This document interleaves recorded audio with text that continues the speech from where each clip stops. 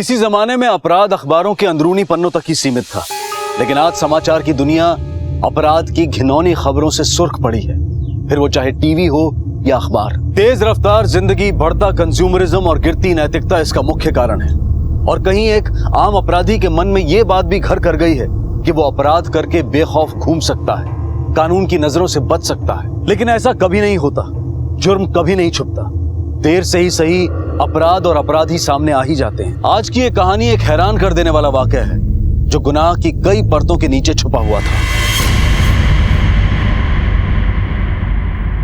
ये देखो, अरे सूरज सिर पे चढ़ गया है और आप अभी तक अखबार पढ़ रहे हैं।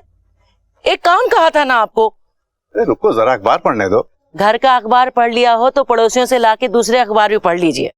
अरे एक ही काम कहा था, सब्जी ले आओ। घर में सब्जी नहीं है, रात की तैयारी कैसे करूंगी? सब्जी ले आया हूँ, किचन में रखी है। देखो, तुम्हारे हाथ में तो दी थी। मेरे हाथ में? हाँ।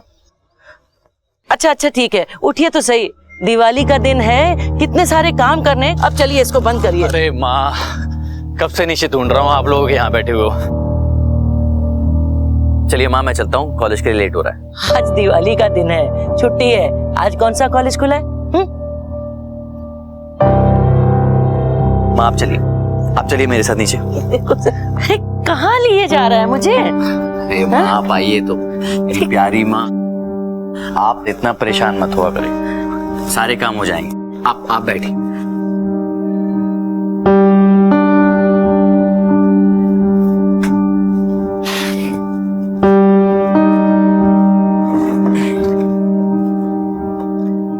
हैप्पी दिवाली माँ। पर हैप्पी दिवाली। माँ दिवाली पिछले हफ्ते थी। अच्छा वो सब्जियां मैंने फ्रिज में रख दी हैं, आप चिंता मत कीजिएगा। तो कुछ भी याद नहीं रहता, ना घर की सब्जियां, ना दिवाली का दिन। हम लोग हैं ना आपको रिमाइंड कराने के लिए। हाँ, और छोटी सी तो परेशानी है आपकी, भूल जाने की, कितने लोगों को होती है। आप बस अपना ख्याल रखिए और खुश रहिए, बाकी सब ठीक हो जाएगा। अभी फिलहाल मुझे कॉलेज के लिए लेट हो रहा है तो जाना पड़ेगा। ख्याल रखिए।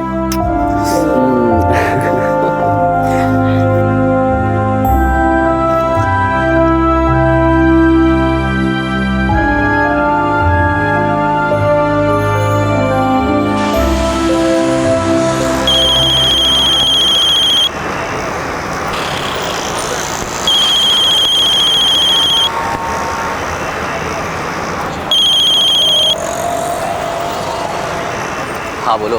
विशाल, मैं तुम्हें कितनी देर से कॉल कर रही हूँ, तुम मेरा फोन क्यों नहीं उठा रहे हो? मैं एक्चुअली बाइक चला रहा था, सुनाई नहीं दिया।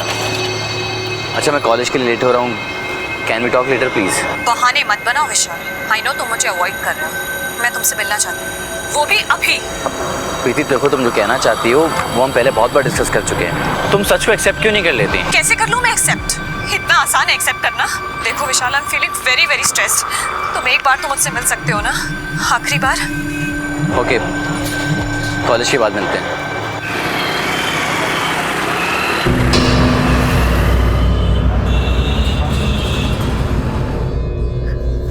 सुनिए। हाँ बोलो। अरे मैंने कहा सुनिए। अरे बोलो ना, क्या बात है? रात के 10:30 बज रहे हैं, विशाल अभी तक घर नहीं आया। अरे बाबा आ जाएगा, किसी जरूरी काम में फंस गया होगा।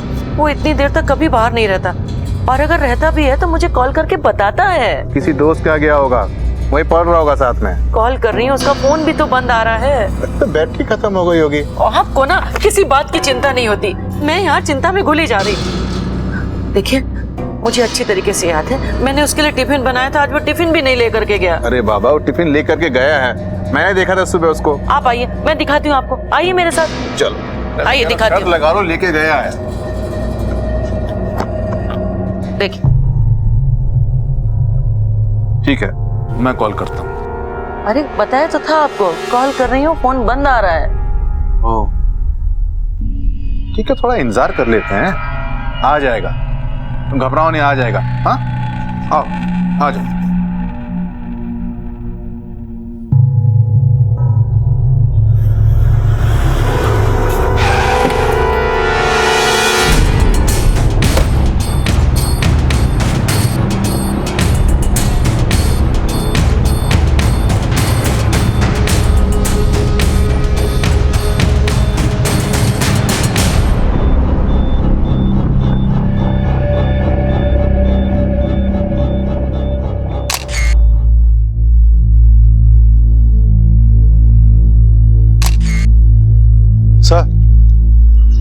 बॉडी के पास से ये चूड़ियां भी मिली हैं। इसके होंठों को देखो यादव, इसके होंठों पर लिपस्टिक के निशान है और इसके हाथों पर और फेस पर स्क्रैचेस हैं। मरने से पहले बहुत हाथापाई की गई है इसके साथ। इसका गला घोंट कर इसे मारा गया है और इस स्कार्फ से इसका गला घोंटा गया।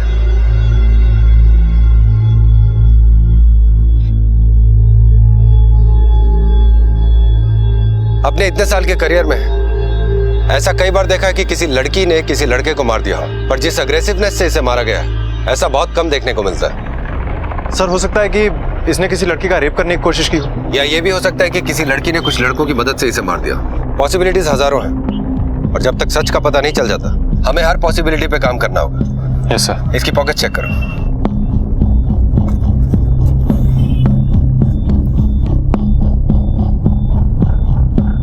सर, ये रही इसकी आईडी।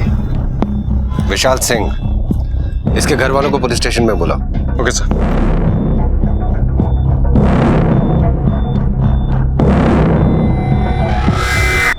विशाल अपनी प्रेमिका से मिलने गया था और फिर एकाएक मौत, और मौत भी ऐसी कि जिसे देखकर यह समझ पाना मुश्किल था कि आखिर जान लेने की सही वजह क्या हो सकती है। लाश को देखकर ऐसा लग रहा था कि या तो विशाल लड़की के साथ जबरदस्ती कर रहा था और लड़की ने सेल्फ डिफेंस में उसे मार दिया, या फिर ये प्यार में रिजेक्ट होने का बदला था। पुलिस इस वक्त वारदात के एक सिरे पर खड़ी थी और सामने था रहस्यों की उलझी हुई गुत्थियों का अंबार।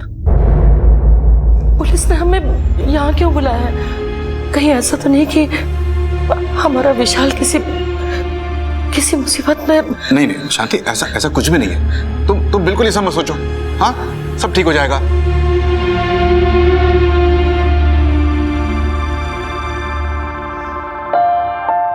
यादव, इन्हें तुम ही इन्फॉर्म कर दो। Okay sir. देखिए, आज हमें एक लड़के की बॉडी मिली है। उस बॉडी का चेहरा आपके बेटे के आईडी से मैच करता है।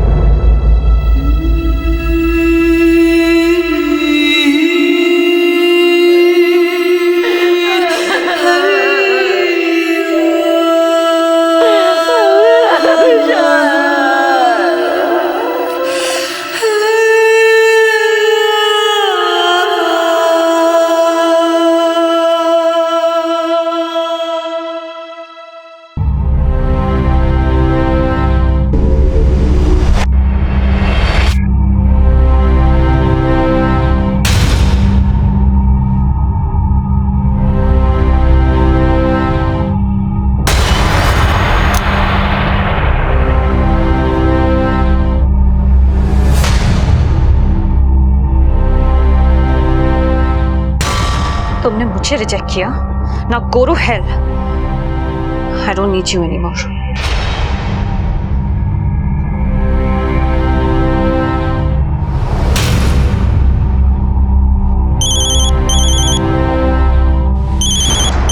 हेलो, तूने अभी अभी अपनी सेल्फी वाली पिक अपलोड की है? करेक्ट।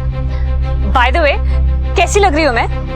कम से कम एक लाइक तो कर दे। तुम्हें लगता विशाल के बारे में नहीं पता है? Vishal by the way, he is history to me now. अब मैं लाइफ में बहुत आगे बढ़ चुकी हूँ, इसलिए उसकी बात मेरे सामने मत करो। विशाल की डेथ हो चुकी है, उसे किसी ने मार दिया है। सर, विशाल का सेल फोन। कुछ खास पता चला इससे?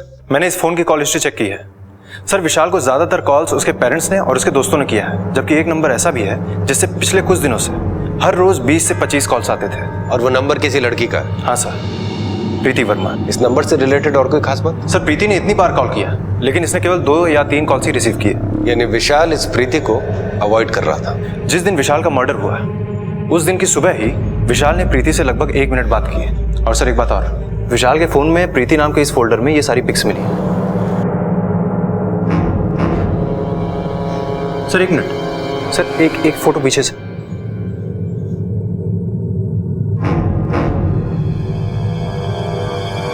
ये तो वही स्कार्फ है जिससे विशाल को स्ट्रैंगुलेट किया गया था।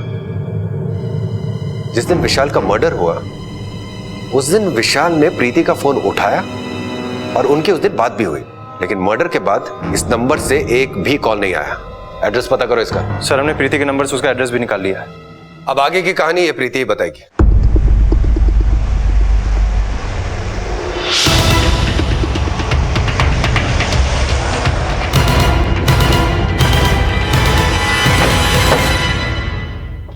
एक्सक्यूज मी, हाँ जी। प्रीति यहीं पे रहती है ना? हाँ जी, आप कौन है? मैं उसकी लैंडलॉर्ड हूँ। वो यहाँ पे पीजी में रहती है। ये इंजीनियरिंग कॉलेज में पढ़ती है। रूम कौन सा है उसका? सर वो तो नहीं है इस वक्त घर पे। विशाल, मेरा बच्चा।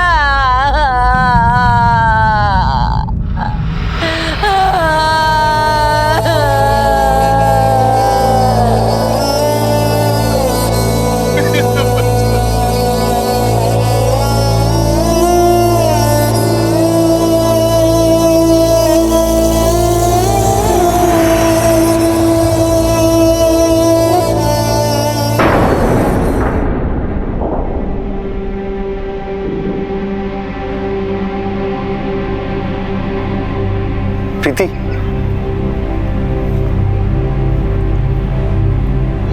समीर, अंकल आंटी दोनों सदमे में हैं।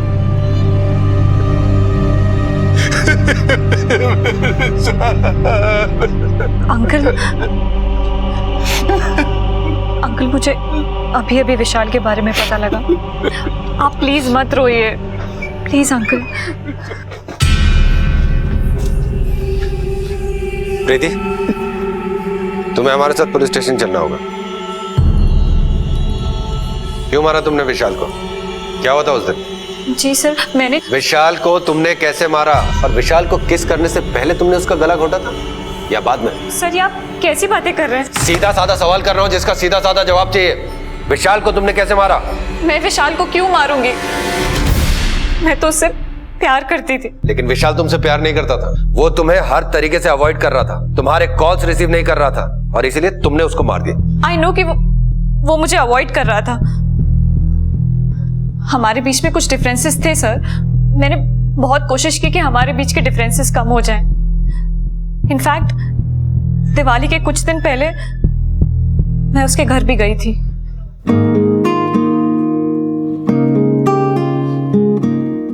अरे अरे प्रीति, क्या कर रही है? सब छोड़ दे। अरे देख, अभी और बहुत सारे काम पड़े घर में, रंगोली भी बनानी है। हाँ नीचे। अरे बस बस मम्मी, इस फैन के साथ साथ घर का सफाई मिशन भी पूरा हो जाएगा। उसके बाद हॉल में जाके रंगोली बना लेंगे। तेरे आने से मुझे कितनी सहूलियत हो गई है। देखना, प्रीति के आने से घर में कितनी रौनक आ गई है। हाँ माँ। प्रीति तुम नीचे उतरो। माँ वो कुछ जरूरी काम था तो तुम हम लोग होके आते हैं थोड़ा। अच्छा अच्छा। हाँ बस हम अभी आते हैं माँ। ठीक है? ठीक। बोलो, यहाँ क्यों लाए? क्योंकि मैं अपनी माँ के सामने तुमसे बातचीत नहीं करना चाहता था। एंड टू बी ऑनेस्ट, मैं नहीं चाहता कि तुम अब मेरी माँ से मिलो भी कभी। विशाल, लेकिन ऐसा क्यों? प्लीज, इतना स्वीट बनकर किसको क्या दिखाना चाहती हो? किसको इम्प्रेस करना चाहती हो, मेरी माँ को या मुझे? तुमने ही कहा था ना विशाल कि मुझे तुम्हारे पेरेंट्स के क्लोज आना चाहिए। अब मैं वैसा कर रही हूँ तब भी तुम्हें प्रॉब्लम है। प्रीति, 6 महीने पुरानी बात मत दोहराओ।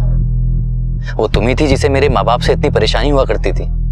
मेरी माँ की भूलने की बीमारी को लेकर कितनी इंसल्टिंग बातें कही थी तुम। और क्या कहा था मुझसे कि नौकरी लगने के बाद मैं उनको छोड़ दूं। मुझे अपनी गलती सुधारने का मौका नहीं दोगे क्या? प्लीज। प्रीति, गलती सुधर सकती है, आदत बदल सकती है, लेकिन फितरत नहीं। गुस्सा और घमंड तुम्हारे बेसिक नेचर में। और कल को शादी के बाद अगर तुमने मेरे माँ बाप के साथ वो सब फिर से नहीं, उनका फिर क्या होगा? इतनी बड़ी सजा मत दो मुझे। आई प्रॉमिस, मैं बदल के दिखाऊंगी। आई एम सॉरी बट अब इन सब चीजों का कोई फायदा नहीं। लेकिन क्यों विशाल? क्योंकि मेरी जिंदगी में अब कोई और आ चुकी है। कौन है वो लड़की? मुझे नहीं पता सर। बस मुझे इतना पता है कि उस दिन के बाद से विशाल ने मुझे पूरी तरह से अवॉइड करना शुरू कर दिया था। ये जो लड़की जिसके बारे में तुम बता रही हो, इसे विशाल के अलावा कोई और भी जानता है? हाँ, शायद समीर को पता होगा। ये समीर कौन है? समीर विशाल का बहुत ही क्लोज फ्रेंड है। हम समीर से पूछताछ करेंगे, लेकिन तब तक तुम पुलिस हिरासत में रहो। सर, लेके जाओ। मैंने कुछ नहीं किया सर। सर, मैंने विशाल को नहीं मारा है। ये क्या कर रही हैं आप?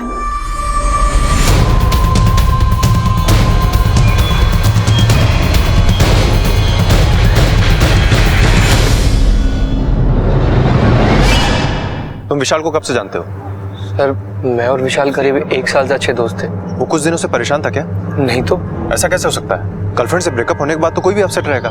नहीं, इनफैक्ट वो प्रीति से ब्रेकअप के बाद और भी कुछ करने लगा था। उसकी किसी से फ्रेंडशिप हो गई थी। वो घंटों तक लैपटॉप पर बैठे उसी से चैटिंग करता था। किससे दोस्ती हो गई? ऐसा उसने कुछ बताया नहीं, पर कहता था कि सही वक्त आने पर खुद उससे इंट्रोड्यूस करवा देगा। प्रीति और विशाल के ब्रेकअप के बाद इन दोनों में तनातनी बढ़ गई थी। इसके बारे में कोई और जानकारी है तुम्हें? हाँ सर, एक मिनट। ये देखिए, प्रीति ने कुछ दिन पहले विशाल को ये मैसेज किया था जो विशाल ने मुझे फॉरवर्ड किया। अगर तुम मेरे नहीं हो सके तो किसी और की भी नहीं होने दूंगी। ये मैसेज तुमने भेजा था ना? विशाल तुम्हारा नहीं हो सका तो तुमने उसे जान से मार दिया। मैंने उसे नहीं मारा। मैं तो कितने टाइम से उसे मिली भी नहीं हूँ। झूठ बोल रहे हो तुम। जिस दिन उसका मर्डर हुआ था तुम्हारी और विशाल की फोन पे बात हुई थी, रिकॉर्ड्स हैं हमारे पास। दरअसल सर, उस दिन हम लोग मिलने वाले थे। मैं कुछ बात करना चाहती थी उसे अपने रिलेशन के बारे में। और तुम लोग मिले, उसने तुम्हें छोड़ दिया और बदला लेने के लिए तुमने उसे जान से मार दिया। मैंने उसे नहीं मारा, बल्कि उस दिन तो ये हुआ था कि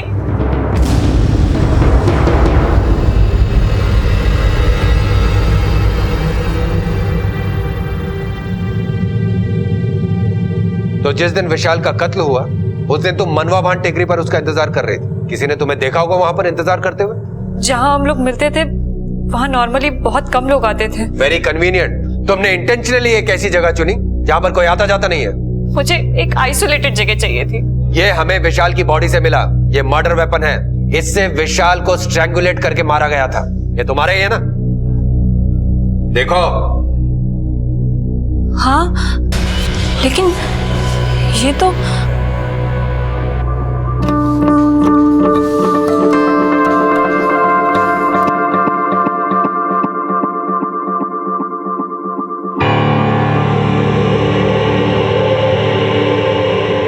एक मिनट में आती हूँ।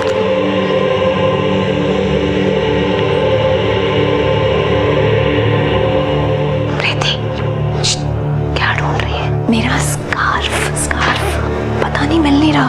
तुम लोगों ने देखा क्या? मेरा स्कार्फ यहाँ रखा था। एक और कन्वीनियंट स्टोरी। प्रीति, प्रॉब्लम यह है कि मैं चाहकर भी तुम्हारी बातों पर विश्वास नहीं कर सकता। तुम्हारे पास मर्डर करने का मोटिव है। मर्डर लोकेशन पे ना होने का कोई एविडेंस नहीं है। सारे सबूत तुम्हारे खिलाफ है। अब सिर्फ गुनाह कबूल करने की देरी है। तो बताओ, क्यों मारा तुमने विशाल को? Sir, I really loved him a lot. मैं क्यों मारूंगी उसको? अगर मैंने उसे मारा ही होता तो ये स्कार्फ क्यों छोड़ा होता मैंने वहां पे? प्यार, पैशन, मोहब्बत, ये इंसान से बड़े बड़े गुनाह करवाते हैं। लेकिन हर गुनहगार कोई ना कोई गलती जरूर करता है। वही गलती तुम भी कर बैठी प्रीति। पुलिस की नजर में प्रीति हर लिहाज से विशाल की मौत के लिए जिम्मेदार थी। हालात भी उसी की तरफ इशारा कर रहे थे, लेकिन फिर भी प्रीति ने ही विशाल को मारा है, इस बात का कोई भी ठोस सबूत नहीं मिल रहा था। वो भी तब जब ये बात सामने आई कि विशाल की जिंदगी में प्रीति को छोड़ने के बाद भी कोई आया था। कौन था ये व्यक्ति? क्या इस व्यक्ति का विशाल की मौत से कोई संबंध था? जिस स्कार्फ से विशाल का गला घोटा गया था वो प्रीति का ही था, लेकिन प्रीति के अनुसार वो उसी रोज सुबह उस स्कार्फ को खो चुकी थी। इन सभी तथ्यों के पीछे कोई तो था। कौन था वो?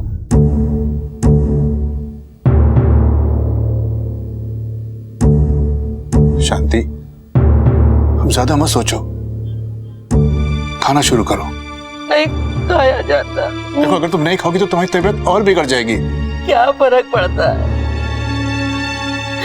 अरे जीने की इच्छा ही किसे है? मेरी जिंदगी मेरे बेटे से थी। जब वो ही नहीं तो मैं किसके लिए जीऊं? शांति, शांति,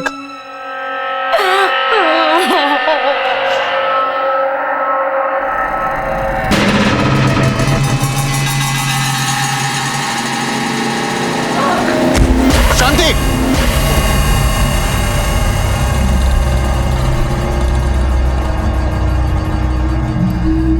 मैंने जो दवाइयां लिख करके दी हैं आपको शांति देवी को रेगुलरली देते रहिए। शांति, आप लेटे रहिए। हाँ, आपको आराम की जरूरत है। हाँ, आराम करो, आराम करो। क्या हुआ था? कुछ नहीं, डॉक्टर साहब कह रहे हैं कि तुम्हें खाली कमजोरी की वजह से चक्कर आ गया था। बस घबराने की कोई बात नहीं, सब ठीक है, बस तुम खाती पीती रहो। अच्छा बाबा ठीक है, सब खा लूंगी, लेकिन सुनो, ये ना चक्कर वाली बात विशाल को मत बताना, नहीं तो बहुत गुस्सा करेगा वो मेरे ऊपर। सर दूसरी लड़की का नाम शीतल जैन है। मैंने साइबर सेल से विशाल के फ्रेंड्स बुक अकाउंट्स के सारे डिटेल्स निकलवा लिए हैं, और सर इनके बीच के ये सारे कन्वर्सेशन पिछले 2 महीने के अंदर अंदर हुए। कुछ खास पता चला इससे? इन कन्वर्सेशन से साफ पता चल रहा है कि कैसे इनके दोस्ती से प्यार का सफर तय हुआ पिछले 2 महीने में। पहले फॉर्मल से फ्रेंड्स, फ्रेंड से गर्लफ्रेंड, मतलब टिपिकल यंगस्टर्स का रोमांस। नेचुरल प्रोसेस है। और सर इन सारे कन्वर्सेशन में विशाल सिंह ने शीतल जैन से कम 10 बार मिन्नतें की हैं उससे मिलने के लिए, लेकिन शीतल जैन ने हर बार मना किया है। इसका मतलब विशाल इस लड़की से कभी नहीं मिल पाया था। यस सर, इससे तो यही लग रहा है। अब तो इस शीतल जैन से मिलना जरूरी हो गया। एक काम करो सर, इस शीतल जैन के फ्रेंड्स बुक, ईमेल्स और मोबाइल चैट्स सबके कंप्लीट डिटेल्स निकलवाओ। Okay sir. सर ये शीतल जैन का फ्रेंड्स बुक अकाउंट है, ये उसकी कई सारी तस्वीरें भी अपलोड हैं। लेकिन सर मैंने एक बहुत ही इंटरेस्टिंग बात नोटिस की है, इसकी फ्रेंड लिस्ट में एक ही फ्रेंड का नाम है, विशाल सिंह। ये तो बड़ी अजीब बात है। बड़ी अजीब लड़की होगी ये। सर ये अकाउंट और फोटो अलग अलग साइबर कैफे से अपलोड किए गए हैं, इसलिए सर इसका आईपी एड्रेस पता लगाना थोड़ा मुश्किल होगा, फिर भी सर हम कोशिश करेंगे।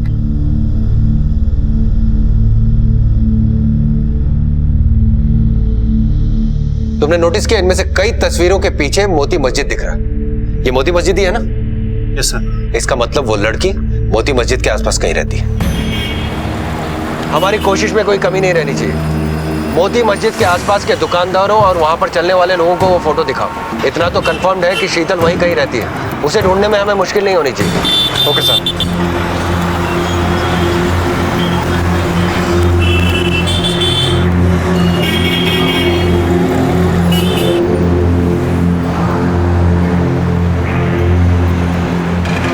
यादव तुम उस तरफ पूछो, मैं इस तरफ पूछता हूँ। Okay sir, come on.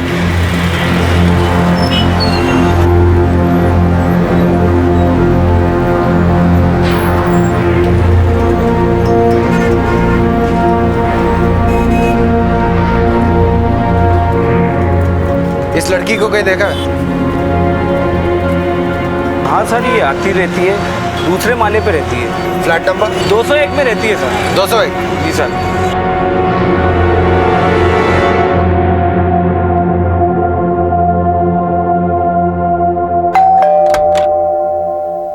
शीतल जैन? शीतल जैन? ये फोटो तुम्हारी है? जी हाँ, लेकिन आपको कहाँ से मिली? तुमसे एक मर्डर केस के बारे में कुछ पूछताछ करनी है। पूछताछ? कैसी पूछताछ? ये देखिए, ये आप ही की तस्वीर है ना, जो यही ली गई है, जिसके बैकग्राउंड में मोती मस्जिद दिखता है? हाँ, लेकिन मैं आपसे कितनी दफा कह चुकी हूँ मेरा नाम शीतल जैन नहीं है, मेरा नाम गौरी है, गौरी पाठक। ये अकाउंट आप ही का है ना? ये अकाउंट मेरा है ही नहीं, मैंने ऐसा अकाउंट कभी ओपन किया ही नहीं है। और विशाल नाम के लड़के से आपकी ये लंबी लंबी कन्वर्सेशन, ये प्यार भरे मैसेजेस जो आपके इस विशाल नाम के लड़के से हुए हैं। लेकिन आप मेरी बात का यकीन कीजिए, मैं किसी विशाल नाम के लड़के को नहीं जानती हूँ, और मैं भला ऐसे चैटिंग क्यों करूंगी? I am happily married. मेरे हस्बैंड अभी कुछ ऑफिस के काम से बाहर गए, तो जैसे आएंगे आप उनसे पूछ सकते हैं। ये देखिए, ये है मेरा आईडी प्रूफ, और ये है मेरा ओरिजिनल फ्रेंड्स बुक अकाउंट जिसमें 884 फ्रेंड्स हैं, आप देख सकते हैं।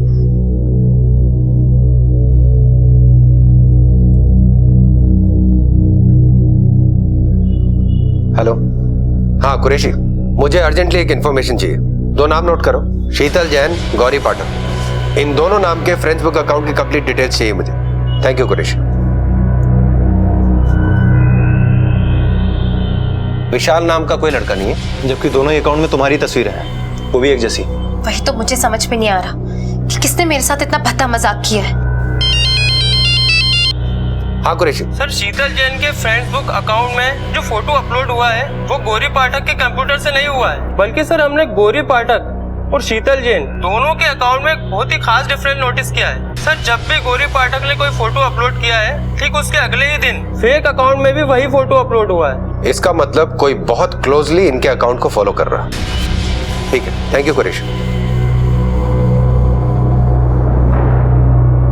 सब तस्वीरें सेम है, ये देख रहे हो। ओरिजिनल अकाउंट में जो फोटो है वही फेक अकाउंट में पहले यहां अपलोड की जाती फिर इसमें। ठीक, गौरी जी आपकी ये फोटो ओरिजिनल अकाउंट में नहीं है।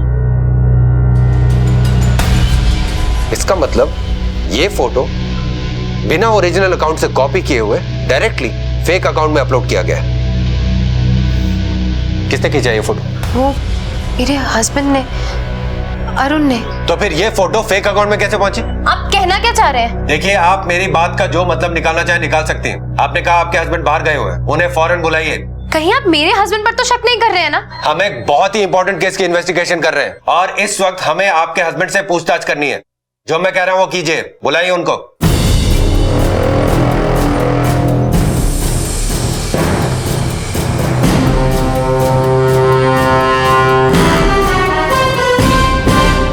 हेलो,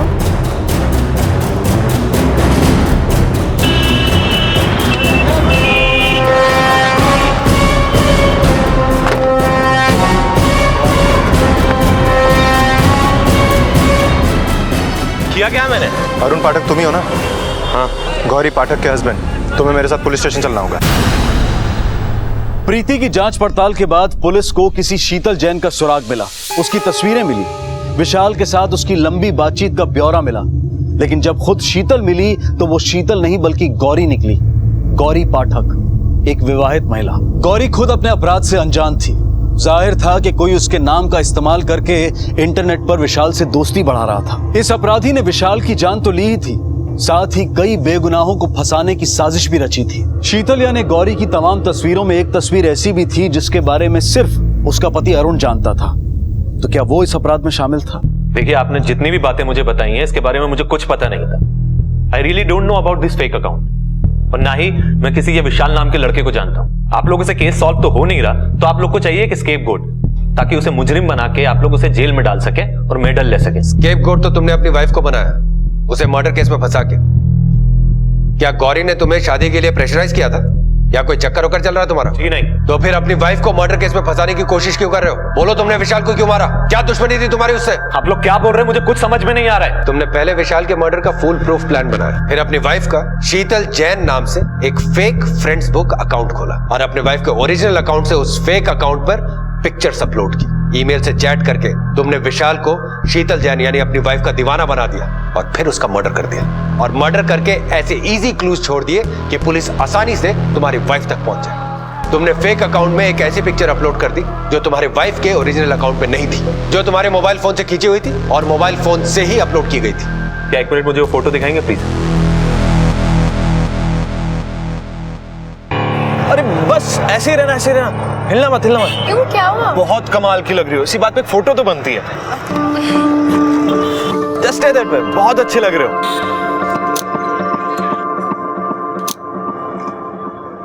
अब मुझे याद है, ये पिक तो मैंने ही ली थी। और फिर गलती से तुमने उसे फेक अकाउंट में डाल दिया, यही बात है ना?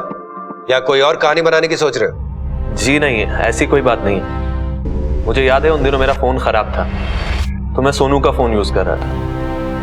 ये तस्वीर मैंने उसी के फोन से ली थी। ये सोनू कौन है? तो इस सोनू ने गौरी के ओरिजिनल फ्रेंड्स बुक अकाउंट से फोटो कॉपी की और उन्हें शीतल जैन नाम के फेक अकाउंट में अपलोड किया। विशाल गौरी के इस फेक अकाउंट वाले फोटोग्राफ्स को देखकर उससे प्यार करने लग जाता है। वो ये नहीं जानता था कि जिससे वो प्यार कर रहा है वो शीतल जैन नहीं, गौरी, और गौरी इन सब बातों से अनजान। सर, उम्मीद करता हूँ कि इस बार हम लोग सही दिशा में आगे बढ़ रहे हैं। इस केस में शक सिर्फ एक से दूसरे की तरफ जा रहा है। इन्वेस्टिगेशन सिर्फ दौड़ रही है, कहीं पहुंच नहीं रही है। सर, पहले हम सोनू से मिलते हैं। क्या पता सोनू फिर से कोई नया सस्पेक्ट सामने ले आए।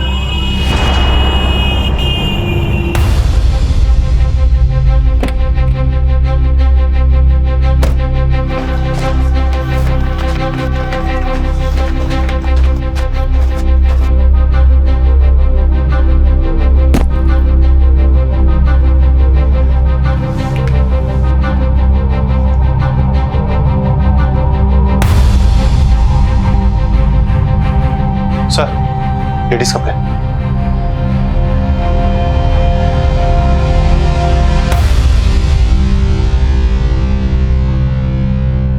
वो लड़की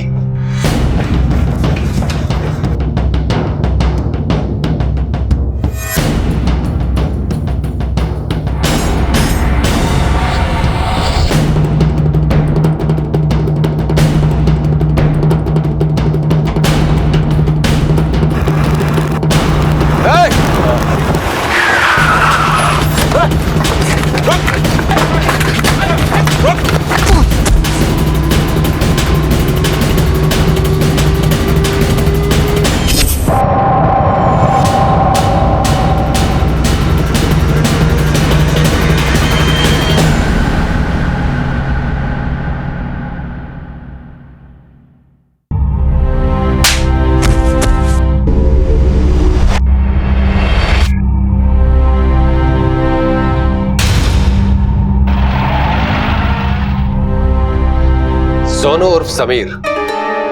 देखिए, मेरे कजन अरुण और मेरी भाभी गौरी का इन सब में कुछ भी लेना देना नहीं है। प्लीज आप उन्हें कुछ मत करिएगा। लीगल एडवाइस देने के लिए नहीं बुलाया तेरे को यहाँ पर। जो पूछा जा रहा है उसका सही से जवाब दे। बोल। मैंने गौरी भाभी की पिक्चर्स सिर्फ इसलिए इस्तेमाल करी क्योंकि मैं जानता था कि विशाल उन फोटोज को देखकर उनका दीवाना हो जाएगा, लेकिन भाभी को इसकी भनक नहीं है। ये बता, विशाल से क्या दुश्मनी थी तेरी? दुश्मनी नहीं, मुझे उससे मोहब्बत थी। हाँ, I loved him।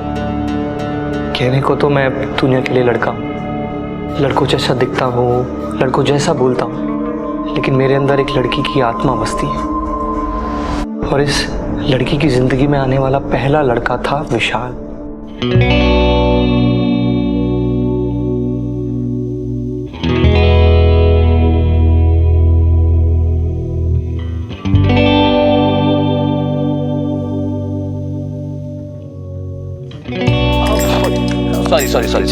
सॉरी।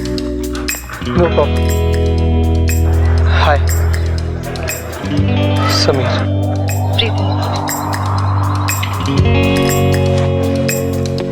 विशाल। समीर, धीरे धीरे हम लोग बेस्ट फ्रेंड्स बन गए। ये देख भाई, मैं टेबल टेनिस चैंपियनशिप जीत के आया हूँ। Certificate. Wow, congratulations, I am so happy for you.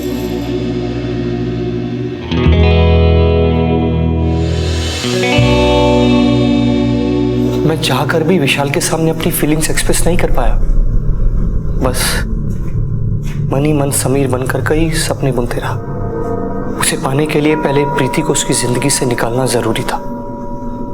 मैं जानता था कि प्रीति विशाल के पेरेंट्स को पसंद नहीं करती, और उन दोनों के बीच में विशाल की माँ की बीमारी को लेकर कई लड़ाई झगड़े लगे रहते।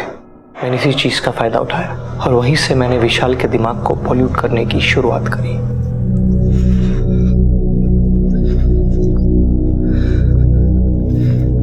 विशाल, क्या हुआ? तो कुछ अपसेट लग रहा है आज। कुछ नहीं। कहने को तो तुम मुझे अपना बेस्ट फ्रेंड बोलते हो ना, और अपने फ्रेंड से अपनी प्रॉब्लम शेयर नहीं करते। अच्छा, जरूर प्रीति ने तुमसे झगड़ा किया होगा। हाँ विशाल, एक बात कहूं तुमसे, प्रीति ना तुम्हारे लायक बिल्कुल भी नहीं है। हाँ, she is so arrogant and insensitive. अभी कल ही की बात है, वो अपने फ्रेंड्स के सामने तुम्हारी मदर के बारे में नहीं, जस्ट लीव इट। क्या बोला समीर? क्या बोलना? चुप क्यों गया? मैं तुम्हें हर्ट नहीं करना चाहता, लेकिन वो तुम्हारी मदर की बीमारी के बारे में जोक्स कर रही थी। हाँ, सब लोग हंस रहे थे। मुझे सच में बहुत बुरा लगा। अच्छा हाँ, मुझे ना एक काम याद आ गया, तो मैं तुमसे बाद में आके मिलता हूँ। हाँ,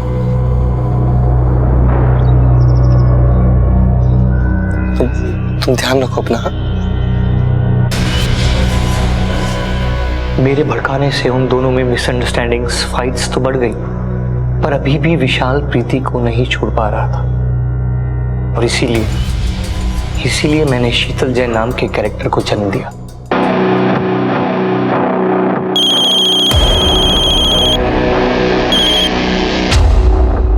हेलो। हेलो शीतल, मैंने इसलिए फोन किया था कि मैं आज प्रीति से आखिरी बार मिलने जा रहा हूँ। नहीं, तुम्हें प्रीति से नहीं मिलना चाहिए।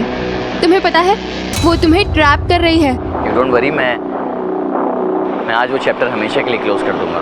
अगर तुम आज उसके पास ना जाने का प्रॉमिस करो तो मैं आज तुम्हें मिल सकती हूँ। क्या? सच में? और उस दिन मैंने विशाल को अपनी सच्चाई बताने का फैसला कर लिया था। अगर वो मुझे एक्सेप्ट कर लेता तो ठीक था, वरना प्रीति के स्कार्फ से उसका गला घोट देता, जो मैंने कुछ दिन पहले ही चुराया था। मेरा स्कार्फ पता नहीं मिल नहीं रहा। तुम लोगों ने देखा क्या? मेरा स्कार्फ यहाँ रखा था।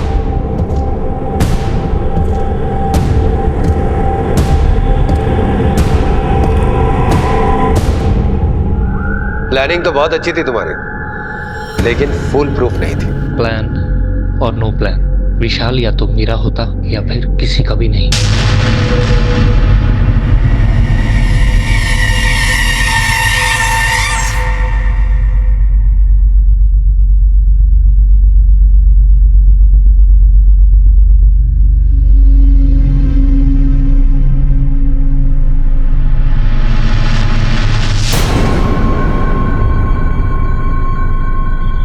शीतल,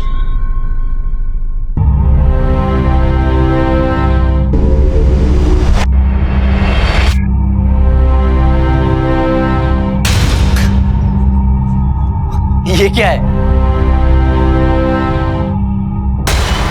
विशाल, मैं ही शीतल हूँ। क्या? तू पागल हो गया है? जाकर चेंज कर गया। विशाल, तुम इस तरह रिएक्ट क्यों कर रहे हो? मतलब समीर, तूने इतना बड़ा झूठ बोला? Shit man. Vishal please listen to me. Vishal, Vishal I really love you. मैंने जब से तुम्हें देखा है ना, मैं तुमसे प्यार करने लगी। देखो, तुम्हें इतना प्यार करने वाली कभी नहीं मिलेगी, और मैं तुम्हारा हमेशा ख्याल रखूंगी। अगर तुम कहो तो मैं तुम्हारे लिए अपनी जान भी दे सकती हूँ। ये क्या फालतू बात कर रहा है? विशाल, विशाल अगर तुम चाहो तो मैं तुम्हारे लिए अपना सेक्स चेंज भी करवा लूंगी। हाँ, हम लोग ना एक हैप्पी कपल की तरह रहेंगे। हाँ, we will live happily after together. Please Vishal, मेरे प्यार को अपना लो विशाल, प्लीज। विशाल पागल हो गया क्या? Shit man, you are. अरे शादी तो बहुत दूर की बात है, तुम जैसे घिनौने इंसान की शक्ल तक देखना नहीं चाहता मैं, ना इस जन्म में ना किसी और जन्म में। सिक, बात नहीं करना अच्छा मुझसे।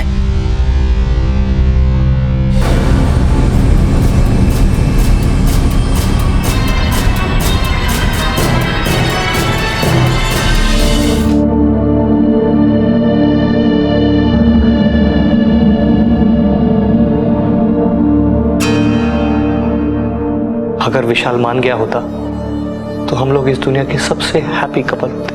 क्या हो सकता था क्या नहीं, यह सब सोचने के लिए जेल में तुम्हारे पास बहुत वक्त होगा।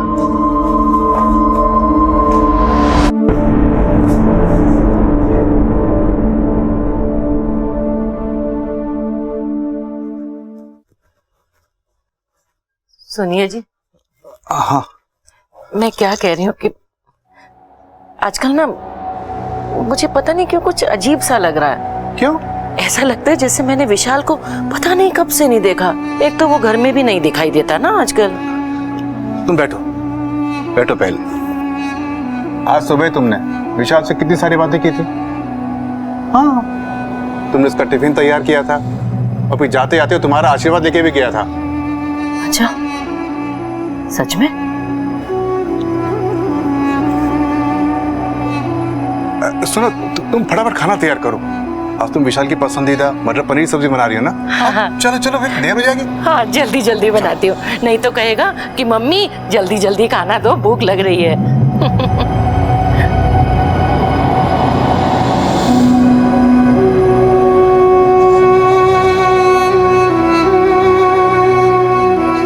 समीर को विशाल से प्यार हो गया जायज है, लेकिन विशाल ने इसे स्वीकार नहीं किया, ये उसका हक है। समीर को आईपीसी की धारा 302 के तहत हत्या के लिए, धारा 120 के तहत क्रिमिनल कॉन्स्पिरेसी के लिए और फेक ईमेल आईडी द्वारा गौरी पाठक की मानहानि के जुर्म में आईटी एक्ट 2000 के तहत उम्र कैद की सजा सुनाई गई है। इंसान का मन दूर अनंत तक फैली एक सुंदर दुनिया है, लेकिन ये मन कभी कभी हमें भ्रमित कर देता है, हमसे मनमानी करवाता है। गलत को सही और सही को गलत दिखाता है। ऐसे में ज्ञान और विवेक ही हमारे सबसे सच्चे साथी हैं। इसलिए हमारी यही सलाह है कि दिल की सुने पर दिमाग के रास्ते चलें और सतर्क रहें।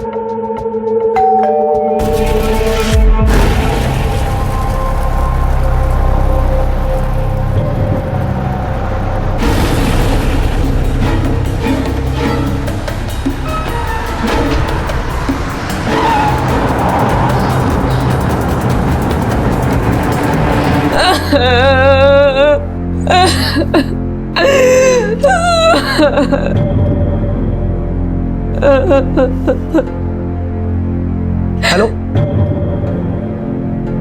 हाँ हेलो, आकाश तुम्हारे घर आया क्या? नहीं, अगर वो तुम्हारे घर आता तो प्लीज मुझे फोन कर। हाँ हाँ हाँ, प्लीज प्लीज प्लीज, जी जी जी।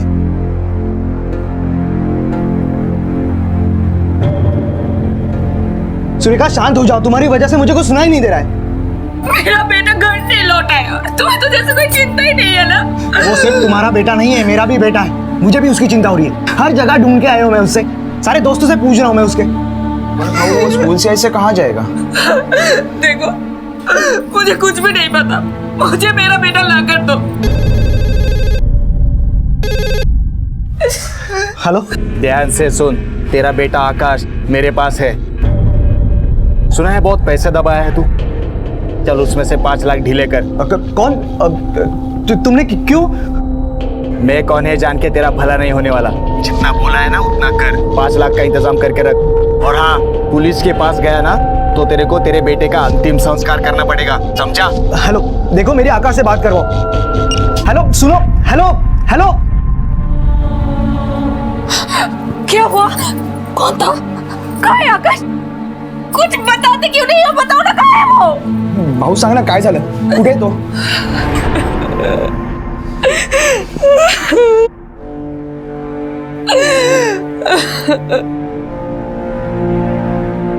मुझे लगता है हमें पुलिस को इन्फॉर्म करना चाहिए। हाँ। क्या चाहते हो तुम? हाँ, वो आकाश को मार दे। उसने बोला था ना कि हम पुलिस के पास ना जाए। वो जितने भी पैसे मांग रहे हैं ना उसको दे दो। प्लीज मेरे बेटे को लेके आओ, प्लीज आकाश को लेके आओ।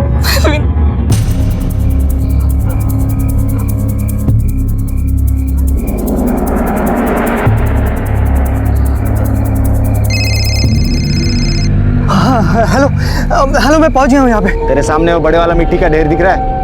हाँ है। वहां पे जाके पैसे रख। मैंने बैग रख दिए। मेरा बेटा कहाँ है? तेरे राइट साइड में बड़े बड़े पाइप दिख रहे हैं? हाँ दिख रहा है। उसमें तेरा बेटा है, जाके ले ले। हाँ।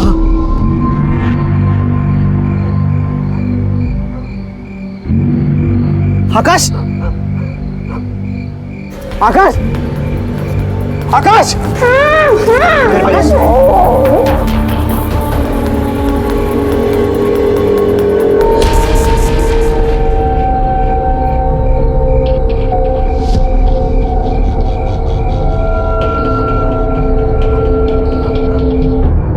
आकाश देसाई, 10 साल के आकाश को स्कूल से घर लौटते हुए अगवा किया गया। क्यों किया गया था उसे किडनैप? पैसों के लिए, या फिर किसी निजी दुश्मनी का बदला लेने के लिए, या फिर इसके पीछे कुछ ऐसे लोग थे जो बच्चों को अगवा कर उन्हें बेचते? जब भी ऐसी घटना घटती है तो पहले पुलिस को इत्तला करना जरूरी होता, लेकिन यहां पर ऐसा नहीं हुआ। क्यों? देखो, शादी की खुशी में दिन ब दिन निखरता ही जा रहा है। आई, देखना काकी मुझे छेड़ने का मौका ही नहीं छोड़ रही है। अरे छेड़ कहाँ रही हूँ, मैं तो ये कह रही हूँ शादी की खुशी में फूल गया है, अब वही आके तुम्हारी सारी हवा निकालेंगे। काकी आप भी ना, चलो। अरे मंगेश, अरे आ गए बेटा तुम? हाँ हाँ, कैसे हो? बस बस। सुखी रहा। अरे विकास, अभिनंदन। Thank you. अभी तू भी फंस गया। अभी तुझे पता चलेगा आटे दाल का भाव।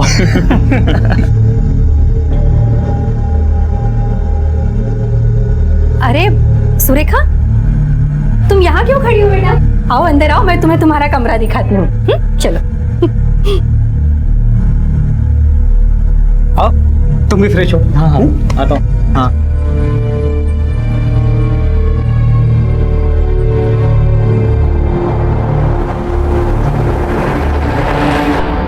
भाभी तुम मुझे समझने की कोशिश तो करो। ये शादी मैं नहीं होने दूंगी। तुम्हारा और मेरा वो वाला वीडियो अभी तक मेरे पास है, देखना है? ये देखो, देखो। तुम मुझे ब्लैकमेल कर रही हो? तो तुम क्या कर रहे हो मेरे साथ? विकास, तुमने अगर ये शादी नहीं तोड़ी ना, तो मैं सबको तुम्हारे और मेरे बारे में बता दूंगी, याद रखना।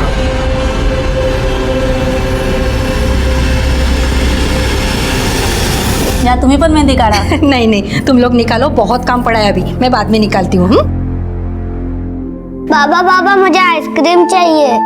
नहीं, आइसक्रीम खाने से सर्दी होती, नहीं मिलेगा आइसक्रीम। बाबा चाहिए। मैं देखता हूँ। नमस्कार काका। अरे आइए आइए आइए। मंगेश, इनकी पहचान करा देता हूँ। यह है प्रताप शिंदे। नमस्ते। नमस्ते। और ये उनकी बहन शिल्पा, हमारी होने वाली बहू। और ये उनकी मिसेस सुरेखा। वो हम विकास के लिए नए जूते लाए थे, उसकी ट्रायल करवानी थी ना, इसलिए आए हम लोग। या विकास की याद आ गई इसलिए जूतों का बहाना बनाया। अरे क्या। चलो मैं तुझे उसके रूम में लेके चलती हूँ। चलो। बैठिए बैठिए बैठिए। आओ। जा।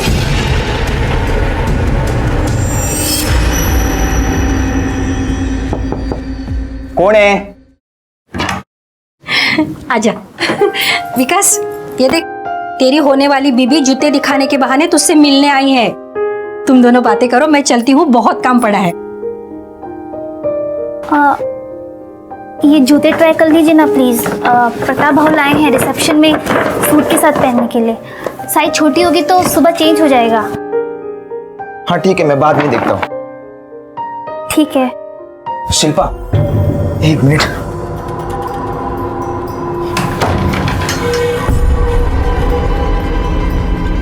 शिल्पा, मुझे तुमसे कुछ जरूरी बात कहनी है।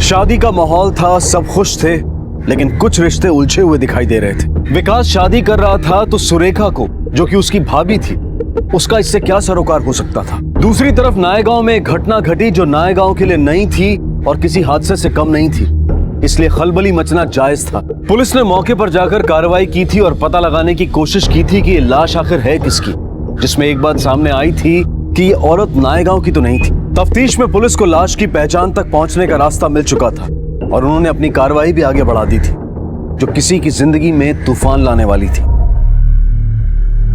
मंगेश बेटा, अरे कहाँ हो तुम दोनों? सुरेखा कहाँ गई? गुरुजी तुम दोनों को बुला रहे, रस्म का टाइम हो रहा है। काकी मुझे क्या पता कहाँ है, कहाँ जाती है, क्या करती है, कुछ बताती नहीं है। अरे ऐसे क्यों बोल रहे हो तुम? वो बीवी है तुम्हारी, और कोई सुन लेगा तो क्या सोचेगा? क्या हुआ, तुम दोनों में झगड़ा हुआ है क्या? शुभमंगल सावधान तदेव लग्नं सुदिनं तदेव या बलं दैव बलं तदेव लक्ष्मीपते ते गृहोस्फुरामि शुभमंगल सावधान।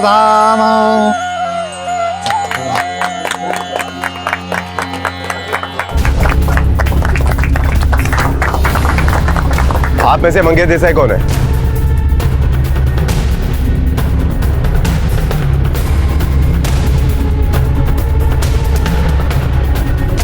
आपको हमारे साथ चलना पड़ेगा।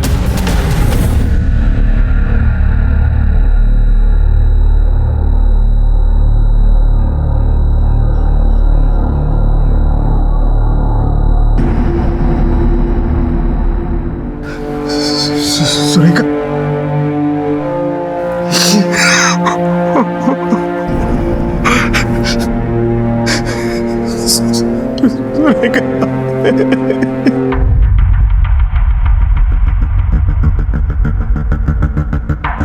साहब हम पूना में रहते हैं। यहाँ मेरे चचेरे भाई विकास के शादी में आए थे। तुमने उसे आखिरी बार कब देखा था? अगर इतनी देर रात से वो घर से बाहर निकली थी तो कुछ तो बता कर गई होगी। नहीं साहब, उसे एक फोन आया था और वो चली गई। हेलो,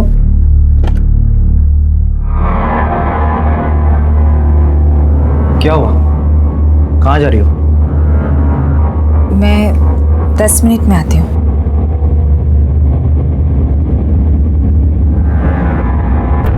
फिर सुबह तक तुमने ये जानना जरूरी नहीं समझा कि तुम्हारी बीवी घर पे आई है या नहीं? साहब शादी का घर है, कई सारे मेहमान हैं। मुझे लगा वापस आकर किसी काम में उलझ गई होगी। उसके यहाँ पर किसी के साथ जान पहचान थी? हो सकता है उसे मिलने के लिए निकली हो। हम यहाँ नायगांव में किसी को नहीं जानते, बस मेरे काका का घर है जिनके यहाँ ये शादी है, और वो सोलापुर से थी। सर उसका मेरे अलावा किसी से कोई लेना देना नहीं है। तुम्हारी बीवी एक दूसरे शहर में जहां तुम्हारे परिवार के अलावा वो किसी को जानती तक नहीं है, देर रात घर से निकलती है किसी को मिलने के लिए, और तुम ये जानने की कोशिश भी नहीं करते कि वो किससे मिलने जा रही है, घर वापस आई है या नहीं आई है। अब तुम अपने आप बोलोगे या हम बुलवाएं? साहब मेरा यकीन कीजिए साहब, वैसे भी हम दोनों में ज़्यादा बातें नहीं होती थी। क्यों? वो मुझसे तलाक लेना चाहती थी। मैं तुमसे छुटकारा चाहती हूँ। क्यों तुम बसे बसाए घर को तोड़ना चाहती हो? क्या ये बसा बसाया घर है? ये वो घर है जहाँ दो लोग बेवजह रहते हैं, जिनको अगर महीनों भी एक दूसरे की शक्ल ना दिखे ना तो कोई प्रॉब्लम नहीं है। मैं तुम्हारे साथ नहीं रह सकती। तुम बस नाम के पति रह गए हो। तुमने कभी सोचा है कि आकाश पर क्या बीतेगी? आकाश को तुम अपने साथ रख लो, मुझे नहीं चाहिए वो।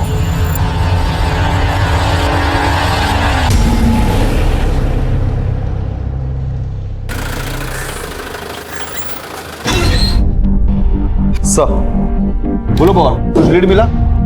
पोस्टमार्टम रिपोर्ट के मुताबिक सुरेखा का कत्ल गला दबाकर ही किया गया है, वो भी रात को 10 बजे से 12 बजे के बीच में। अगर मंगेश को सस्पेक्ट माने तो उसके घर वालों का कहना कि उस वक्त मंगेश घर पर ही मौजूद था। सर ये भी तो हो सकता है कि वो लोग झूठ बोल रहे हो उसे बचाने के लिए। मुझे भी वैसे लग रहा है। पवार एक काम करो, तुम और सुरवे दोनों पुणे जाओ, मुझे लगता है इस केस का सिरा वही मिलेगा। Okay sir.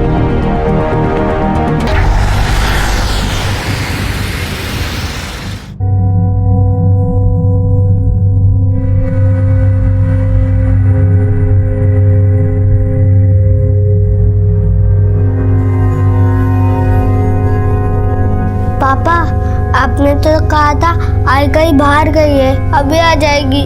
बोलो ना पापा कहाँ है, बोलो ना, चुप क्यों, बोलो ना। मर गई तेरी आई, छोड़ के चली गई है तुझे, अभी कभी नहीं आएगी। देख आज से मैं ही तेरी आई हूँ और मैं ही तेरा बाबा, समझा? अब जाके सो जा, चल सो जा।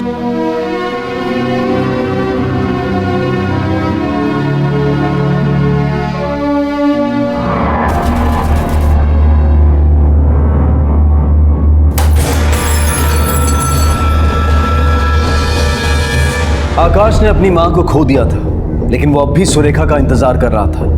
वो नहीं जानता था कि उसकी मां के साथ क्या घटा था। सुरेखा के केस में पुलिस पूरी मेहनत के साथ छानबीन कर रही थी, लेकिन ये केस जितना आसान लग रहा था उतना था नहीं। विकास के घर वाले पुलिस को सहयोग नहीं दे रहे थे और प्रताप राव अपनी पॉलिटिकल ताकत का पूरा फायदा उठा रहा था। जब नायगांव में पुलिस को कोई सुराग नहीं मिलता दिखाई दिया तो उन्होंने अपना रुख पुणे की तरफ कर लिया। वहां उन्होंने हर वाजिब पूछताछ की और पुलिस को जो उम्मीद पुणे से थी वो कुछ हद तक सही साबित हुई और उम्मीद की एक किरण दिखाई दी।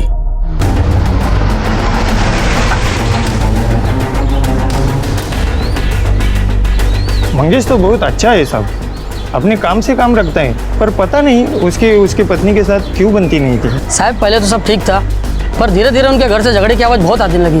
कभी कुछ पता चला कि उन दोनों में झगड़ा क्यों होता था? झगड़े की वजह क्या थी? साहब, जब से वो विकास इधर रहने आया तब से झगड़े बढ़ रहे थे। 5 महीने इधर रहकर गया वो, बीच में अफवाह उड़ी उसका और सुरेखा का कुछ चक्कर चल रहा था क्या? हाँ साहब, हम दारू पीने बैठे थे तब उसने खुद बताया था ऐसा। साहब वो लोग बकवास कर रहे, कुछ भी बातें बना रहे। मेरा और भाभी जी का कोई चक्कर नहीं था, मैं सिर्फ उनके घर में रहता था। मुझे लग रहा है मेरी यही गलती हुई।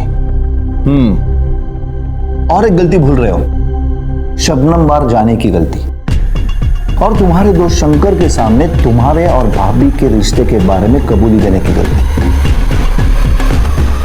बहुत बड़ी गलती हो गई यार मेरी। मेरे को लगता था मैं जितना दिन उधर हूँ उतना दिन ऐश कर लूँ, मजा कर लूँ। वैसे भी उसको बाल बच्चे है, परिवार है, कुछ टेंशन ही नहीं ना। लेकिन मेरे ही गले में पड़ गई वो। मैं जो बोल रहा हूँ वो कर, तो इधर से निकल, नायगांव जा और शादी कर। अरे उसके पास सिर्फ धमकी नहीं है, उसके पास और कुछ भी है। हमारा वीडियो है, वीडियो। एक ही बिस्तर पे हम दोनों। अरे यार नहीं हो सकता यार। तेरे दोस्त शंकर ने आधी कहानी सुनाई है, अब आधी कहानी तू सुनाएगा।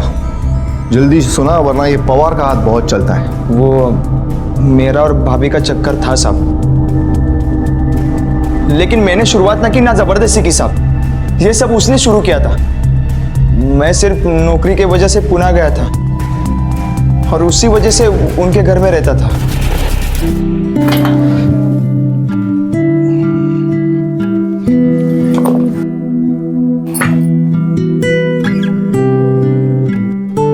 चलो विकास, निकलता हूँ मैं। हाँ बाय बाय। बाय, शाम को मिलते हैं। यस।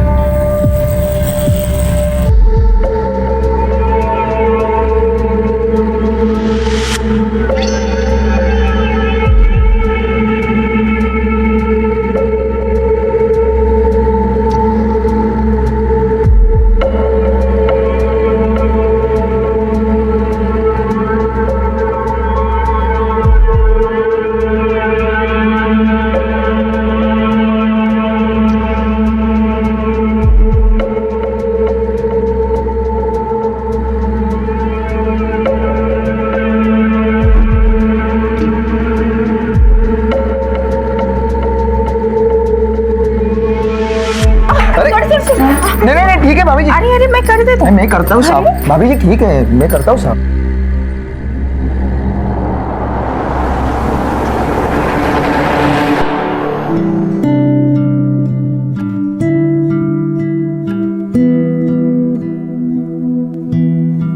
भाभी जी लेटर आया है। उई माँ मर गई। भाभी जी काय झालं? हाँ देखो ना, कांटा चुप गया। कहाँ भाभी जी?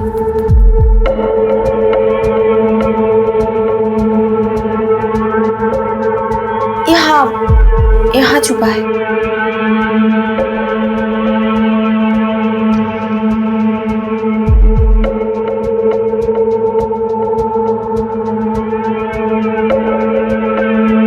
कांटा कहीं और भी छुपा है, और मुझे नहीं, तुम्हें भी छुपा है ना?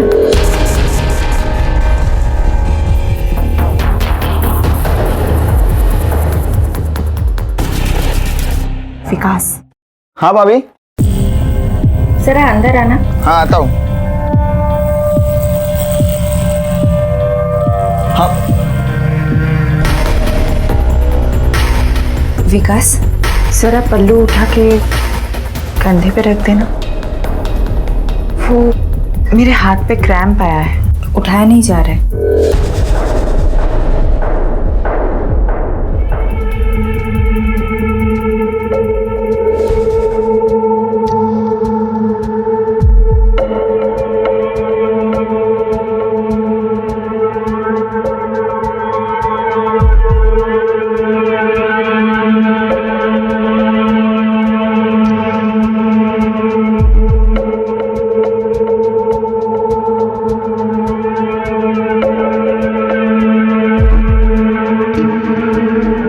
साहब ये सब उसकी मर्जी से हुआ था, बल्कि उसकी वजह से हुआ था। वो मुझ पे ही दबाव डालने लगी। मुझको कहती थी कि मैं मंगेश को तलाक दूंगी और तुझसे ही शादी करूंगी। एक दिन मैं ऑफिस से घर पे आया तो मेरे पास आके बोली कि मुझे पैसों की ज़रूरत है ताकि वो तलाक की अर्जी बना सके। फिर क्या हुआ? मैंने उसको कहा कि मेरे पास पैसे नहीं है तो वो मुझ पे ही भड़की। उसने पैसे के लिए अपने बच्चे को किडनैप किया साहब। क्या? हाँ साहब, उसने अपने बच्चे के बदले 5 लाख रुपए मांगे और मंगेश भाई को भी रोका पुलिस के पास जाने से। बेचारे मंगेश भाई ने अपने बच्चे को छुड़वाने के लिए उस किडनैपर को 5 लाख रुपए दिए। वो किडनैपर तू था? नहीं साहब, मुझे तो तब पता चला जब भाभी ने मुझे मिलने बुलाया था। मुझे यहाँ क्यों बुलाया?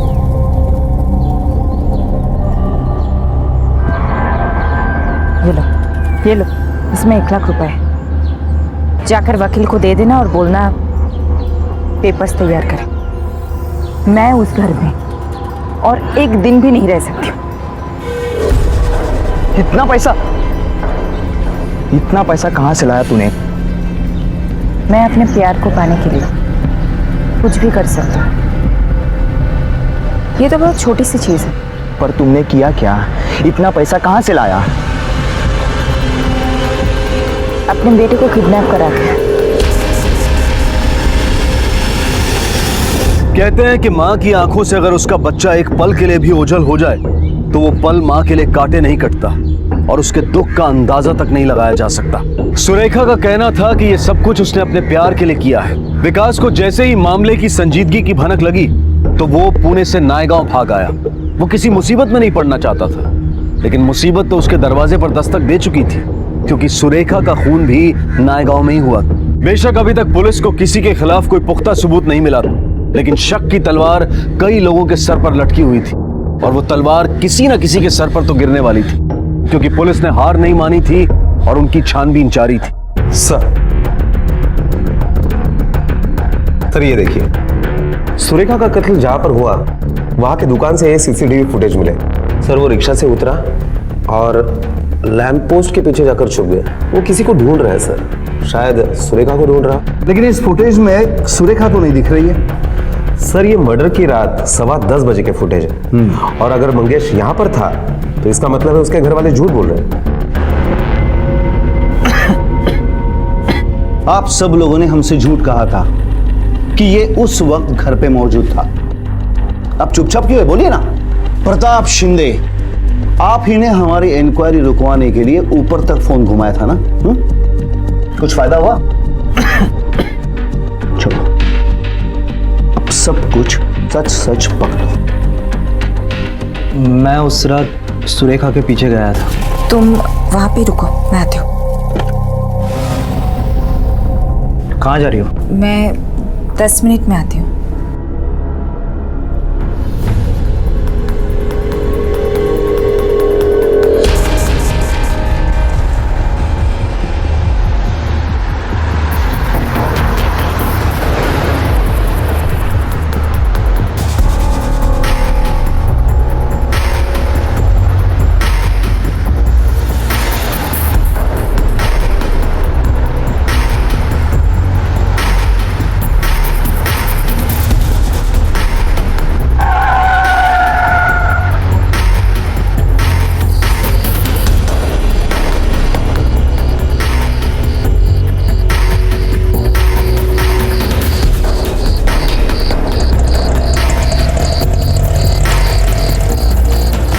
मैंने उसे नहीं मारा सर, कभी ऐसा सोचा भी नहीं था। मैं बस ये जानना चाहता था कि वो कौन है जिसके लिए सुरेखा अपना बसा बसा घर तोड़ना चाहती थी। मैं उसे रंगे हाथ पकड़ना चाहता था। सर इस मंगेश की बातों पर यकीन नहीं किया जा सकता। हो सकता है वो झूठ बोल रहा हो, और अगर वो सच बोल रहा है तो सबसे पहला सस्पेक्ट वही बनता है। और मंगेश से भी पहला शक उस आदमी पर जाता है जिसने उस रात सुरेखा को फोन करके बाहर मिलने के लिए बुलाया। उस आदमी के बारे में कुछ इन्फॉर्मेशन मिली? सर सुरेखा का कत्ल जिस दिन हुआ उस दिन से उसका मोबाइल गायब है और उसको सबसे लास्ट कॉल एक पीसीओ से आया था। मैंने पता किया। सब फोन करने तो दिन भर कई लोग आते हैं और रात को भी कई लोग आए थे। इसे मैं याद रखना मुश्किल है। लेकिन ऐसी कोई खास बात जो तुमने देखी हो या तुमने सुनी हो? करीबन रात को 10 बजे एक आदमी आया था जिसने अपना मुंह रुमाल से ढक दिया था और बहुत हंस भी रहा था। मंगेश सुरेखा की रिक्शा फॉलो कर रहा था। इसका मतलब उसके आगे वाले रिक्शा में सुरेखा होनी ही चाहिए। पुलिस स्टेशन पहुंचते सीसीटीवी फुटेज चेक करना, जूम करके रिक्शा वाले का नंबर मिल रहा है कि नहीं देखो। अगर मिल रहा है तो आरटीओ में उसके बारे में इंक्वायरी करो, रिक्शा वाले से बात करो, शायद हो सकता है वो हमें कुछ बताए। Okay sir. इस औरत को देखा है कहीं? हाँ सर, उसको कुछ दिन पहले मैंने गली नंबर 14 के एंड में छोड़ा था। कोई था उसके साथ या वो अकेली ही थी? वो अकेली थी साहब, लेकिन जहाँ पर मैं उसे छोड़ा था वहाँ एक आदमी उससे मिलने आया था।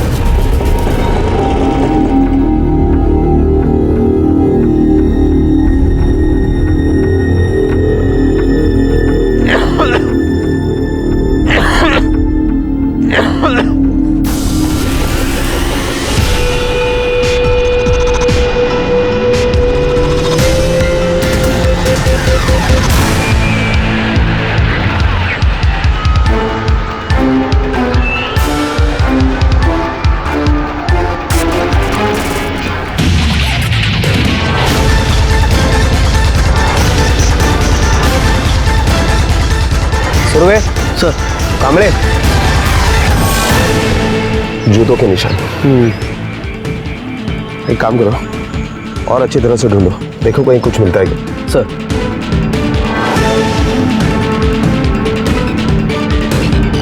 सर।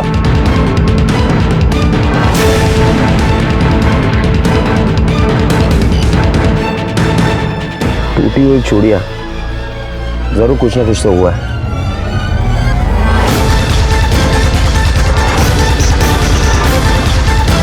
सर, पुणे के कैब कंपनी का बिल है, वहाँ गिरा था।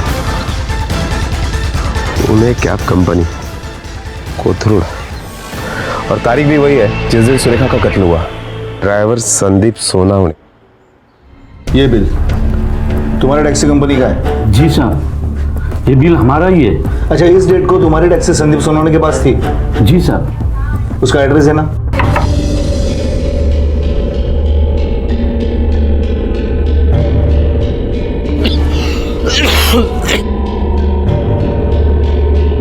संदीप सोनावणे। आप कौन? पुलिस।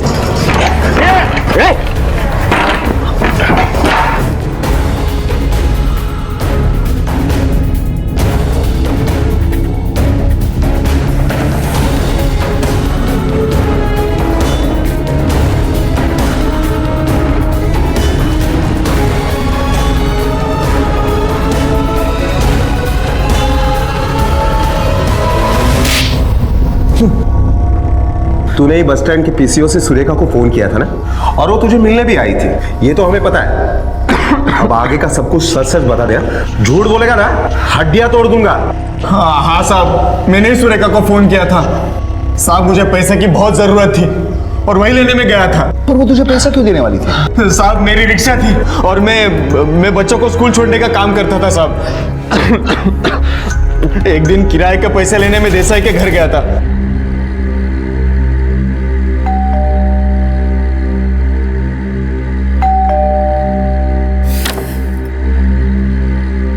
और मैडम वो स्कूल के रिक्शा के पैसे। हाँ, बैठो ना, मैं दे दूँ। जी। सॉरी, एक सेकंड, बैठ जाओ। जी। मैं लाती हूँ।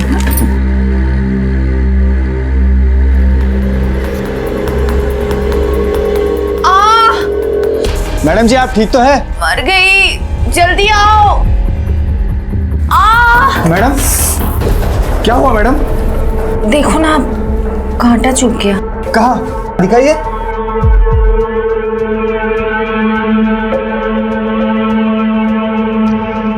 यहाँ। निकालो ना इसे। साहब, उस औरत ने मुझे कब लपेटे में लिया मुझे ही नहीं पता चला साहब। साहब, उसके बाद फिर उसका पति जब ऑफिस जाता था तब हम रोज मिलने लगे। संदीप, मैं मंगेश को तलाक देना चाहती हूँ। क्यों? अरे, उसको मैं तलाक नहीं दूंगी तो मैं तुमसे शादी कैसे करूंगी? साहब वो औरत शादी के लिए मेरे पीछे ही पड़ी थी साहब। मैं बहुत डर गया था। मैंने बच्चों को स्कूल छोड़ने का काम भी छोड़ दिया था साहब। उसके बाद मैं एक टैक्सी कंपनी में नौकरी को लगा और साहब 3-4 महीने तक तो उसकी कुछ खबर भी नहीं थी। और साहब मैंने सुना था कि उसका उसके देवर के साथ चक्कर चल रहा है। और साहब फिर मैं बिंदास हो गया और एक दिन अचानक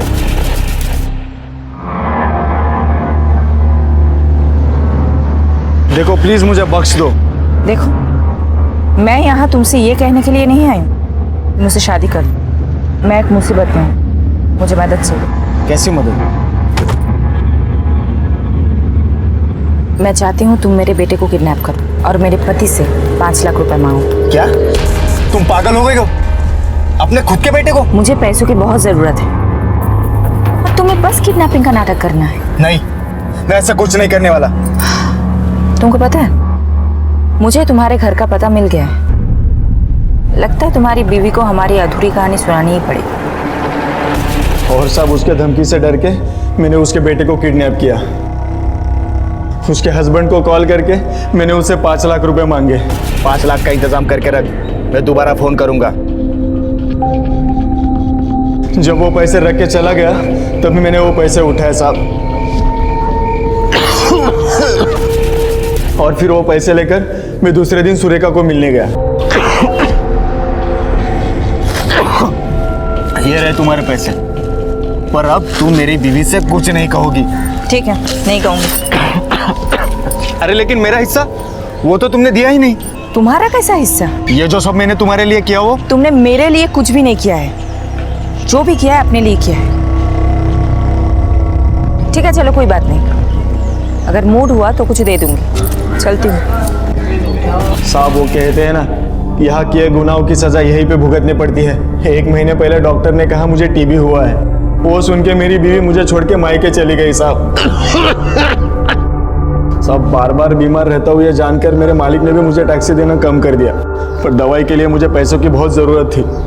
मैंने सुरेखा को फोन किया। हेलो। ये क्या, सिर्फ इतने? क्या 10,000 है, बाकी खर्च हो गए। 5 लाख में से मेरा सिर्फ 10,000 हिस्सा? अभी इतना ही है, चलो जाने दो मुझे। रुको, मुझे अपनी पर्स दिखाओ। क्या? मुझे अपना पर्स देखने क्या कर रहे हो? छोड़ो मेरा पर्स। और पैसे चाहिए। छोड़ो। छोड़ क्या दो। कर रहे हो संदीप? छोड़ो। साहब मैं वहां से भागा तब वो जिंदा थी साहब। मुझे तो पता भी नहीं था कि उसके बाद क्या हुआ वहां पे। फिर तो हमें देख के भागा क्यों? साहब मुझे लगा कि आपको आकाश के किडनैपिंग वाली बात का पता चल गया और आप मुझे पकड़ने आ गए हैं। संदीप की कहानी के अनुसार सुरेखा बहुत ही शातिर औरत थी और वो अपने फायदे के लिए किसी भी हद तक जा सकती थी, या यूं कहें कि उसकी कोई हद ही नहीं थी। पर फिर भी उसका कत्ल तो हुआ था और कोई कातिल भी था। और फिर संदीप का बयान सच साबित हुआ, क्योंकि कोई और भी उस जगह आया था जिसके जूतों के निशान वहां पर पाए गए। सर इस सुरेखा के आसपास के जितने भी मर्द हैं, उन सभी मर्दों के जूते के साइज हमने निकलवाए। ये विकास के जूते का साइज 9 नंबर है सर। और ताज्जुब की बात यह है कि विकास का साला प्रताप शिंदे, उसका भी जूते का साइज 9 नंबर ही है सर। ये प्रताप शिंदे वही है ना जो हमारी इंक्वायरी रुकवाने के लिए ऊपर से प्रेशर ला रहा था? हाँ सर, और पिछले कुछ दिनों से ये प्रताप गले के इन्फेक्शन की ट्रीटमेंट ले रहा है। तो फिर इस प्रताप शिंदे को मिलना ही पड़ेगा। मेरी बात सुनो साहब, मेरे पैर का नंबर 9 है, लेकिन मैंने कुछ नहीं किया साहब। उस रात हम लोग विकास के घर गए थे, लेकिन उसके लिए शादी का नया जूता लिया था ना साहब, वो देने के लिए गए थे। और सब हाँ सब जब वहां से हम बाहर निकले ना, तो मेरे बहन ने मुझे कहा कि भाऊ एक गड़बड़ हो गई है। काय झालं? वो अरे बोल ना। वो विकास शादी नहीं करना चाहता। क्या? उसका दिमाग खराब है क्या? क्या हुआ क्या है? इससे पहले उसका चक्कर था। हाँ लेकिन इससे पहले था ना, अभी कुछ नहीं है ना, तो फिर? नहीं, लेकिन वो उसे धमकी दे रही है। अरे कौन वो?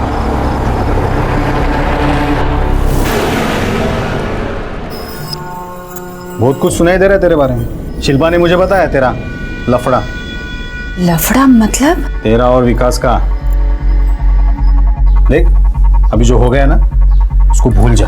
वो मेरा होने वाला जीजा है। हाँ अब ये बैग उठाने का और निकलने का, समझी ना? ए, तू जानती नहीं है मेरे को मैं कौन हूँ? बहुत भारी पड़ेगा तेरे को, पहले बोल रहा। ये क्या कर रहे हैं आप? कुछ तो शर्म कीजिए।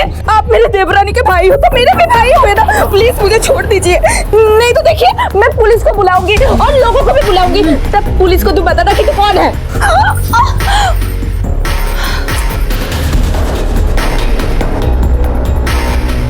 सुन, जल्दी जल्दी यहाँ से निकल जा, नहीं तो तू उधर जेल में रहेगा और मैं ना यहाँ तेरे होने वाले जीजा से शादी रचाऊंगी और तू शामिल भी नहीं हो पाएगा। चल निकल। साहब बहुत डेंजर औरत थी साहब। मैं तो साहब बस अपने बहन के लिए उसको समझाने गया था वहां पे। और दूसरी बात साहब, मैं कभी जूते पहनता ही नहीं हूँ, मैं तो चप्पल ही पहनता हूँ। मैं सच कहता हूँ साहब, मैंने कुछ सर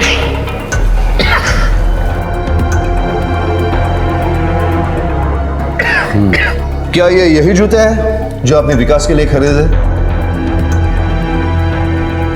हाँ साहब, ये वही जूते हैं।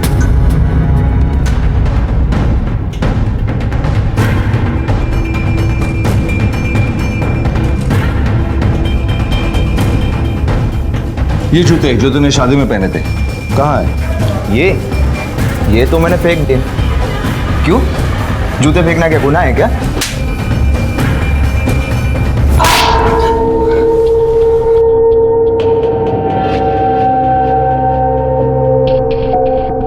ये जूते पहचानता है? तेरी शादी के दूसरे दिन तेरे घर का जो कचरा उठा था ना, उसे मिले थे। और ये जूतों के निशान उसी जूतों के निशान से मैच हो रहे हैं जो सुरेखा के मर्डर स्पॉट पे मिले थे।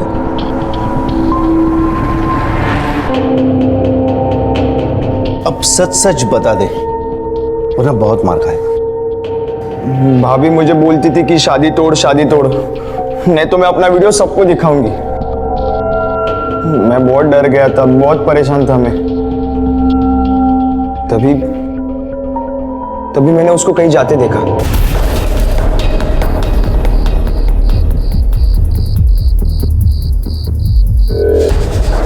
मैंने 1 मिनट के लिए सोच लिया और वहां सामने ये जूते थे, मैंने पहने और उसके पीछे चला गया।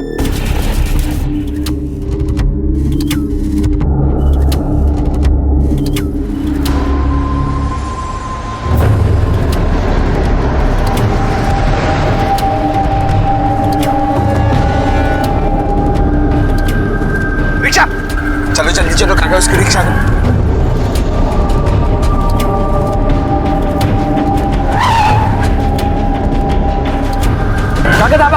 मैंने देखा मंगेश भाऊ की भी रिक्शा रोकी थी, तो मैंने रिक्शा वाले को कहा कि आगे जाके रोक ले। रुको, बस चलो। मैं पैसे देकर उतरा, तब तक भाभी गायब थी।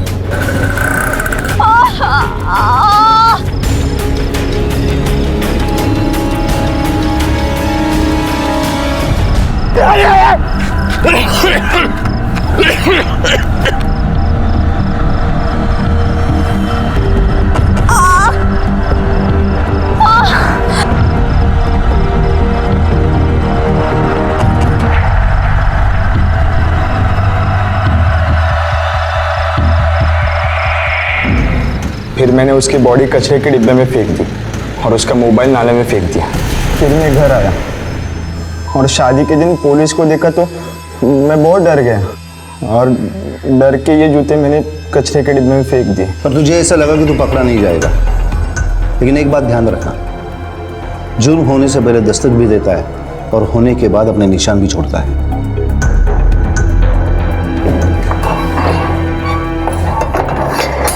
स्त्री और पुरुष के बीच की शारीरिक जरूरत एक सच्चाई है, लेकिन अगर यह जरूरत कमजोरी बन जाए तो इसके परिणाम घातक हो सकते हैं। सुरेखा इसी का उदाहरण थी। उसने अपनी काम इच्छा के सामने अपने घुटने टेक दिए, जिसकी वजह से उसकी जान भी गई। विकास और संदीप भी मौके का फायदा उठाने के लालच में सलाखों के पीछे पहुंच गए। विकास को उम्र कैद की सजा हुई और संदीप को आकाश के किडनैपिंग के केस में 2 साल की सजा हुई। सुरेखा जिस मानसिक अवस्था में थी, बहुत मुमकिन है कि उसे किसी साइकियाट्रिस्ट की जरूरत थी, लेकिन वहां तक किसी ने सोचा ही नहीं और अंजाम सबके सामने है। उन दोनों को अपने किए की सजा मिली, लेकिन अगर बेवजह किसी को नुकसान सहना पड़ा तो वो था मंगेश और बेटा आकाश, जिसे शायद मंगेश ये कभी नहीं बता पाएगा कि उसकी माँ के साथ क्या हुआ था और क्यों हुआ था। अब मैं अनूप सोनी आपसे विदा लेता हूँ, फिर मुलाकात होगी अगले एपिसोड में और खुलासा करेंगे एक और जुर्म का। तब तक अपना और अपने परिवार का ख्याल रखें और देखते रहें क्राइम पेट्रोल डायल 100। सबक एक को, सीख हम सबको। जय। क्राइम पेट्रोल के और भी दिलचस्प कहानी देखने के लिए हमारे चैनल को सब्सक्राइब करें और बेल आइकॉन दबाना न भूलें।